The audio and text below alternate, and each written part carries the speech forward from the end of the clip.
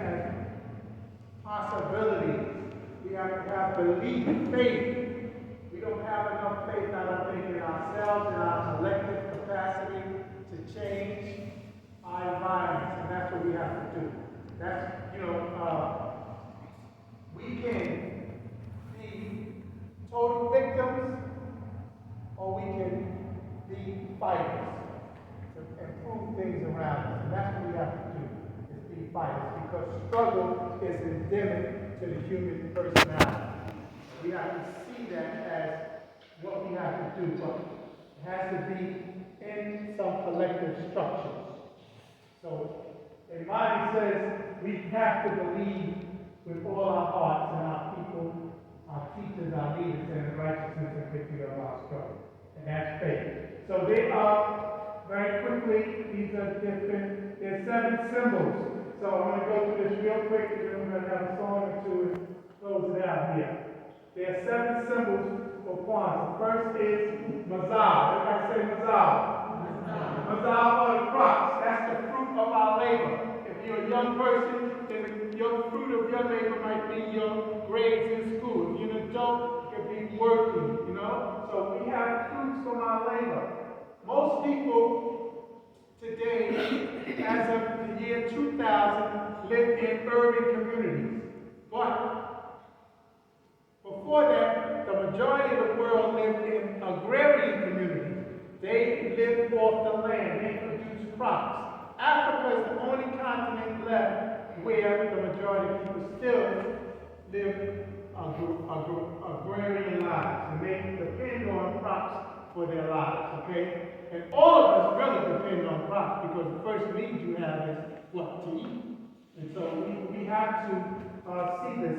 And so Mazal represents the fruit of our labor, and that's why we have Mazals on the table here for crops. We don't want to look like we're famished, so we have a lot of crops here. And everybody, before you leave, I don't want to take this home. Part of the Kwanzaa is sharing. So I don't want to have to run you down going out the door if you don't pick up some fruit, okay? Everybody's taking this, and this table's going to be empty. I don't need anything. Maybe I got some eggplant I'm making.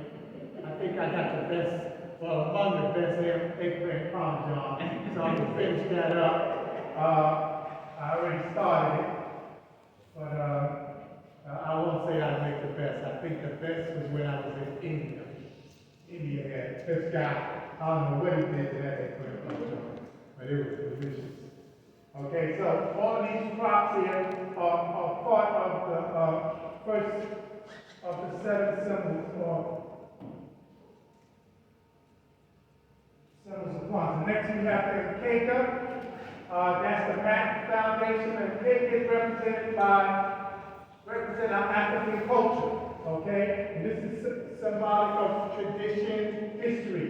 All right, our foundation is key to how we develop. We have to give our young people a strong foundation of identity, purpose, direction, and then they won't stray. It's hard, I think what Mandela just said, it's hard to change an adult, but it's much easier to instill values in a child. Okay, so we have to teach young people from an early age. Kinada, this is the Kinada, the candle holder. Now, what's the idea here? We have also Muhindi. Muhindi represents the corn represents the children. And we say that there should be at least 2 pieces of corn, because we're all, if we're not biological parents, we're community parents. And we all are in a village now. The world is a village. That's one of the dilemmas we face with this pandemic. People think that you can give Americans 2, 3 shots and leave the rest of the world alone, and you're safe. But you can be anywhere in the world in a matter of hours. There's a plane that can take you anywhere on the earth, and you can be there in a matter of hours. And that's what you see happening. This virus is not going to stop unless people begin to think like we're in a small village. Because that's what the world is today, a small village. And everything we do affects the next human being. And so, this idea here is ignited. And these candles, the idea is the candles represent the 7 principles. And what we have is the United represents African people. What we want to do is instill these new values, these principles in the people. Why? Because in order to live better, you have to what? Live better. It's as simple as that. There's no mystery to it. You got to take on values and habits that help you live better. And we say that in our people, African people can practice some of these principles some of the time, a whole new change can come in their lives. Okay? So we can't think that we're going to have a better life because we wish for a better life and we cross our fingers. No, you got to work. And what is the Bible teaches? Faith without work is what? It's dead. So you have to put work into what we do, and this is what we talk about. We have to put work into our lives, and that's what the Nguzo Saba, the candles, the Shuma Nasaba, and the Kinada represent. Okay? And we have, again, the Muhindi represents the children, and the children are represented by the corn, and we say that we are all communal parents, and so the children have to be represented on the table, whether you have children or not, because we all are communal parents, and we're not biological parents. Yes. Okay. We also should acknowledge the fact that on the last day of Kwanzaa, there's what we call a Karamu, which is a feast. And on this feast, of course, there's plentiful food and family, and as well as an item that we call a zawadi. Zawadi is a gift.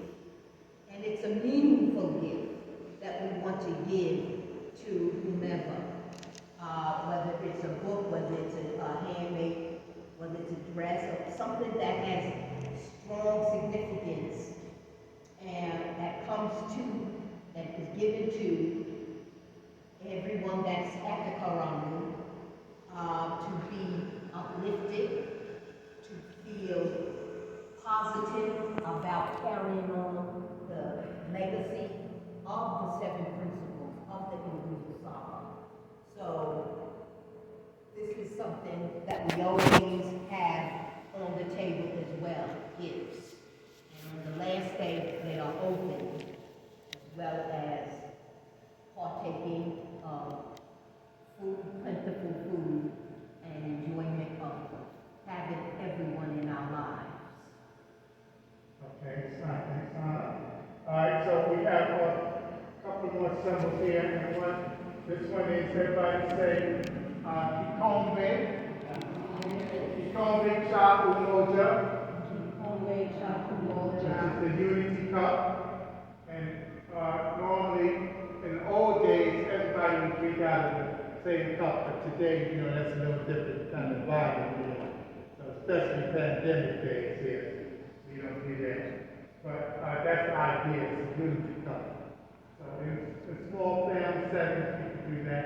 And then we have Zawadi. We have Zawadi's gift that Sister Malika just said. And we have the bandana, the red, black, and green flag given to us by Marcus Garvey. How many people heard of Marcus Garvey? Okay, y'all should have all heard of Marcus Garvey. This is why I would say we have to study history. And Marcus Garvey gave us the red, black, and green flag, and he got it from ancient Ghana, which is one of the early civilizations of West Africa. And then we have also normally an Nguzo Saba poster.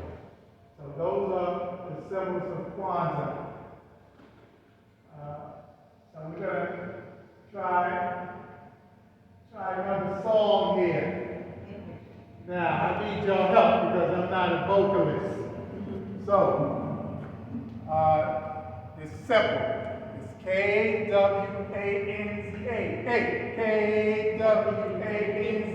Hey, K-W-A-N-Z-A. Hey, K-W-A-N-Z-A. Hey, one. Ready? K-W-A-N-Z-A. Hey, K-W-A-N-Z-A. Hey, K-W-A-N-Z-A. Hey, one. Alright, just spelling the word, ready? Let's hear it. Ready? Come on, let's go. Y'all doing this now, ready? K-W-A-N-Z-A. Hey, K-W-A-N-Z-A. Hey, K-W-A-N-Z-A. Hey, one. K-W-A-N-Z-A. Hey, K-W-A-N-Z-A. Hey, K-W-A-N-Z-A. Hey, one. This is time for you to get loud.